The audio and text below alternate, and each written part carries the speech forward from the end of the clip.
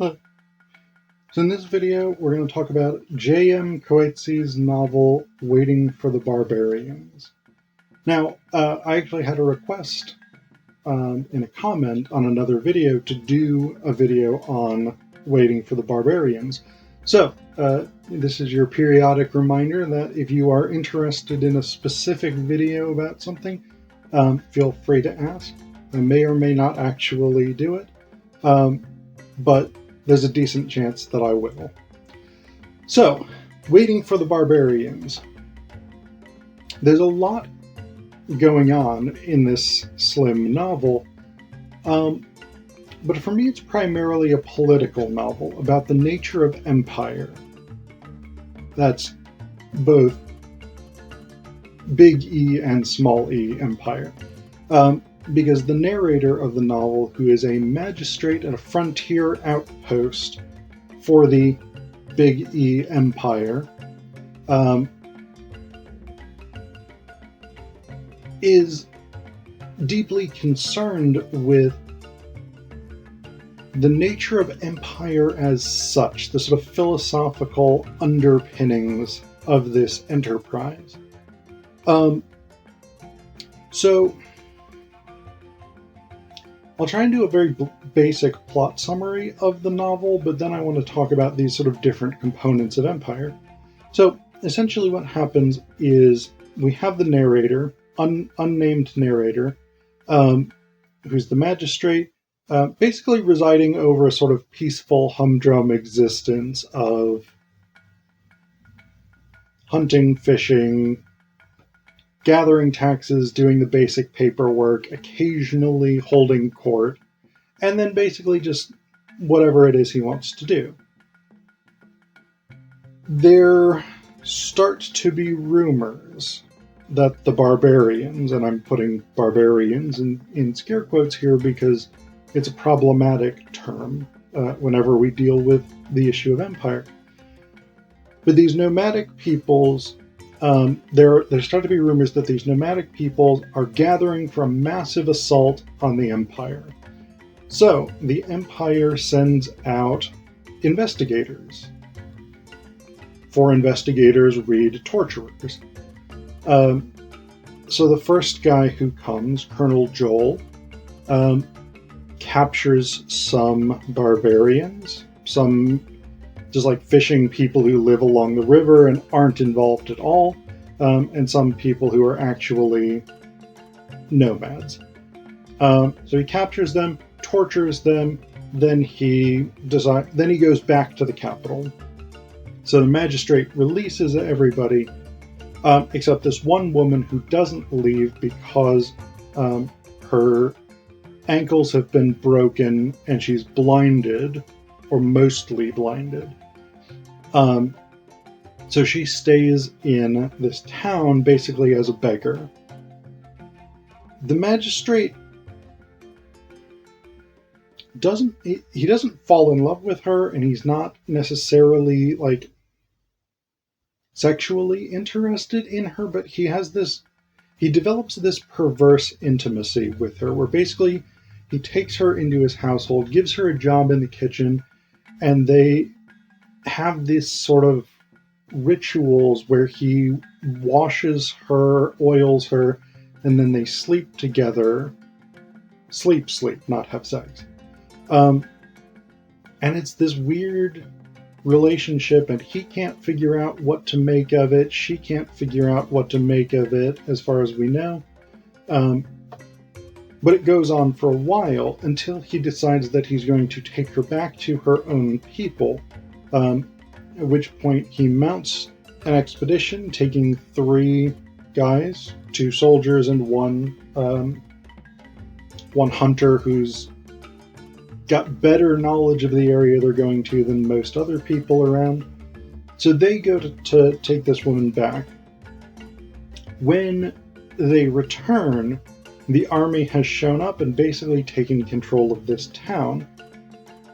They decide that this magistrate, who has already sort of shown sympathy for the barbarians, and has now gone out and met with them privately, They decide that he is a traitor who sold out the empire to the nomads.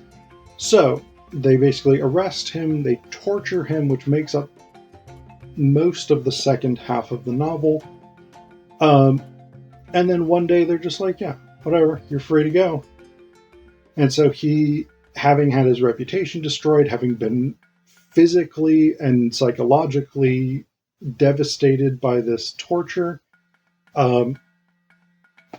just starts sort of hanging around the town and slowly sort of rebuilding his connections with the townsfolk. The army, so most of the army actually goes out to campaign against the nomads to try and drive them into the mountains. There's a small garrison that stays in the town, and as time goes on, the garrison becomes more and more like an enemy occupying force. They're sort of taking stuff from people's shops, seducing/raping women, basically just sort of ignoring all of the laws and things like this.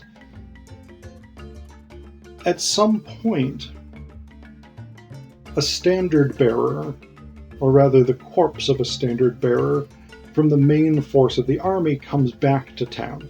He's been sort of tied to, his body has been tied to a wooden scaffold to keep it on its horse and sent in to the town. So this is the nomads sort of signaling, hey, we're winning out here. So the garrison decides that they're going to take all of the food in town, and they're going to plunder a bunch of people's wealth, and then they're going to hightail it back to the capital.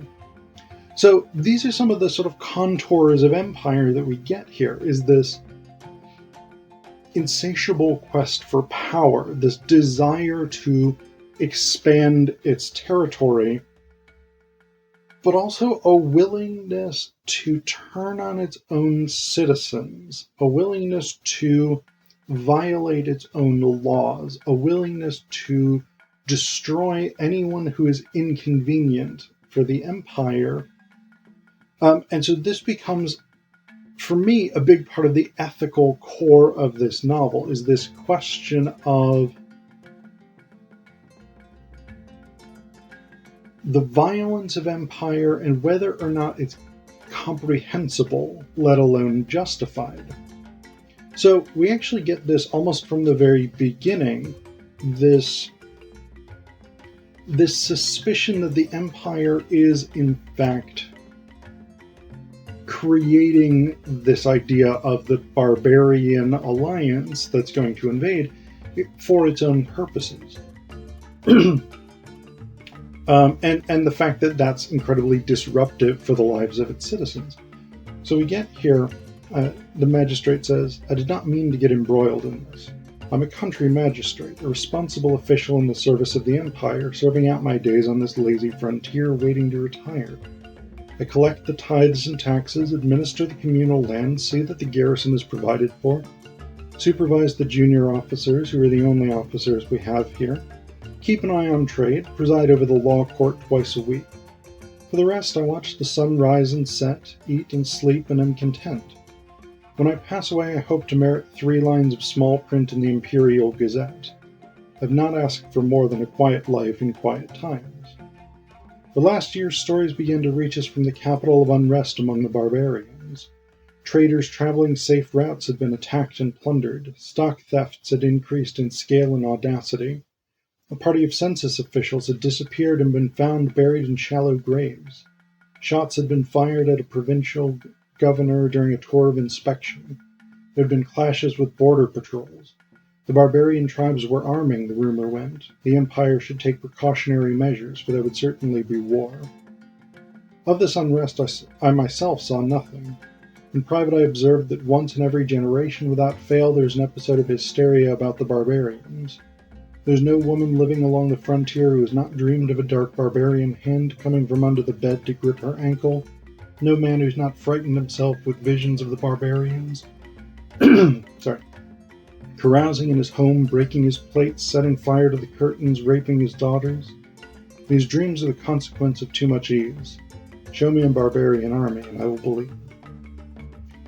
So we've got here, again, this is very early in the novel, we've got here an indication that this is maybe something being manufactured by the Empire to serve its expansionary goals. Stories began to reach us. The rumor went. By contrast, this frontier magistrate, whose responsibility it would be to watch out for this sort of activity, has seen no evidence of this, no real upticks in anything. So we have that component. As things go on, so we also so there's a lot more to this, and I'm giving you a sort of bare bones outline here, but there's some interesting philosophical meditations about the nature of empire that supports this sort of general theory that the goal is expansion. So late in the novel, the magistrate is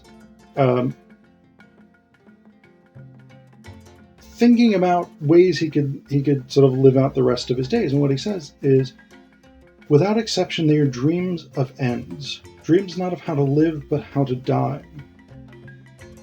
And he ties this to the idea of the Empire. He says, what has made it impossible for us to live in time like fish in water, like birds in air, like children? It's the fault of Empire.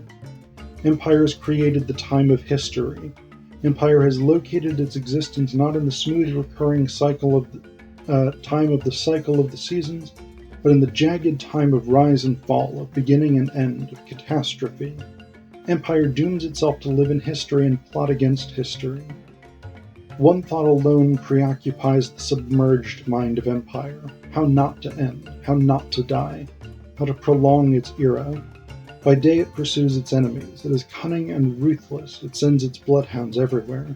By night it feeds on images of disaster, the sack of cities, the rape of populations, pyramids of bone, acres of desolation, a mad vision yet a virulent one.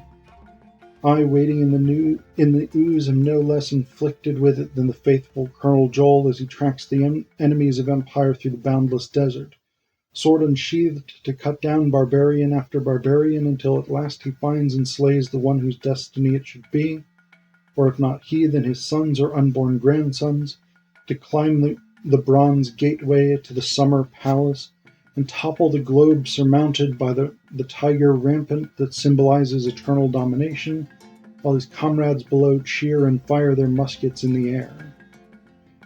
So we have here this philosophizing about the nature of empire, that it takes itself outside, by very nature of being empire, that it takes itself outside the normal rhythms of life, dictated by the seasons, dictated by the moon, dictated by whatever the natural rhythms of life are dictated by, and it establishes its own temporality. And its obsession becomes to stretch that temporality as long as it can. The obsession that overrides everything else becomes for the empire never to fall. And so it destroys anything that it perceives as being a threat to that longevity. And we see this in the novel.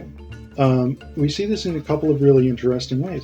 So there's one part shortly after the army has arrived and started their operations against the barbarians, where and the magistrate is in prison at this point, so he's surmising what's happened, that the army is burning all of the brush, all of the trees and things like that along the river. He says, I can guess what has happened. Someone has decided that the riverbanks provide too much cover for the barbarians, that the river would form a more defensible line if the banks were cleared, so they've fired the brush. With the wind blowing from the north, the fire is spread across the whole shallow valley. I've seen wildfires before. The fire races through the reeds. The poplars flare up like torches. Animals that are quick enough, antelope, hare, cat, escape. Swarms of birds fly out in terror. Everything else is consumed. But there are so many barren stretches along the river that fires rarely spread. So it's clear that in this case a party must be following the fire downriver to see it to its progress. They do not care that once the ground is cleared, the wind begins to eat at the soil and the desert advances. Thus the expeditionary force against the barbarians prepares for its campaign, ravaging the earth, wasting our patrimony. So this is an interesting indication here that the army that's been sent to protect the townspeople, to protect the frontier, is in fact a destructive force. Like, this is a river that's already growing increasingly salty, that's already becoming less useful for irrigation. And by destroying the vegetation along the riverbanks, the army is actually speeding up that process, which is going to make it substantially harder for the residents to live, to grow crops, to have clean water to drink, etc., etc. So the forces meant to protect them are in fact threatening their continued livelihood. And we get this even more distinctly when the garrison leaves toward the end of the novel. They gather up almost all of the food that's left. They gather up all the horses, all the grain for the livestock, and they steal a bunch of stuff. They steal a cast iron stove. They steal livestock. They steal poultry. Sacks and kegs from a looted shop, etc., etc. And they just go. They leave like 2 or 3 guys as a caretaker force. But they basically strip the resources of this town and they leave. With no real intention of actually protecting the people. So this becomes one of the sort of indictments of empire, is that in the quest of empire to preserve its longevity, it's willing to sacrifice its people. And we actually have this in a much more personal way through the torture of the magistrate. Because one of the things... there's a theorist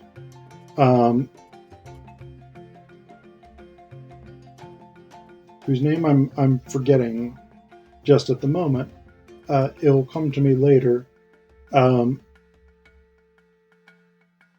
Giorgio Agamben. Sorry. So Giorgio Agamben has this theory of bare life, or homo sacer.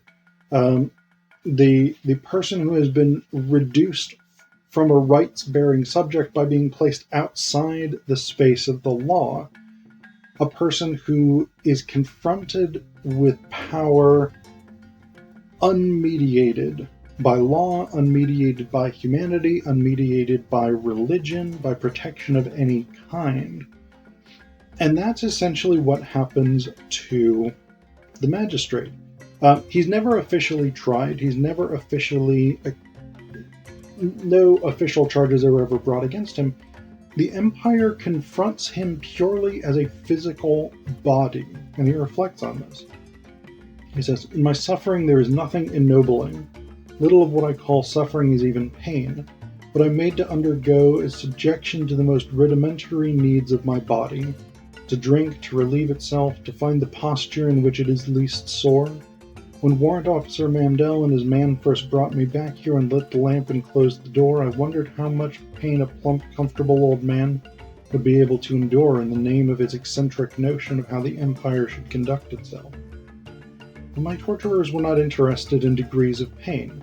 They were interested only in demonstrating to me what it meant to live in a body, as a body which can entertain notions of justice only as long as it is whole and well, which it very soon forgets them when its head is gripped and a pipe is pushed down its gullet and pints of salt water are poured into it, till it coughs and retches and flails and voids itself. They did not come to force the story out of me of what I had said to the barbarians and what the barbarians had said to me, so I had no chance to throw the high-sounding words I had ready in their faces. They came to my cell to show me the meaning of humanity, and in the space of an hour they showed me a great deal.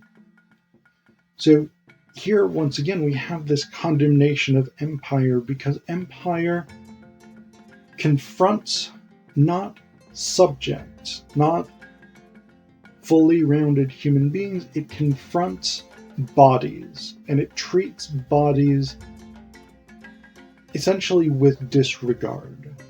And so, I mean, and we see this continually, and Coetzee would have been extremely familiar with this, because this novel was published in 1980 during the height of apartheid in South Africa. So he would have been extremely familiar with the idea of empire, or South Africa, confronting those who challenged it with unmediated power.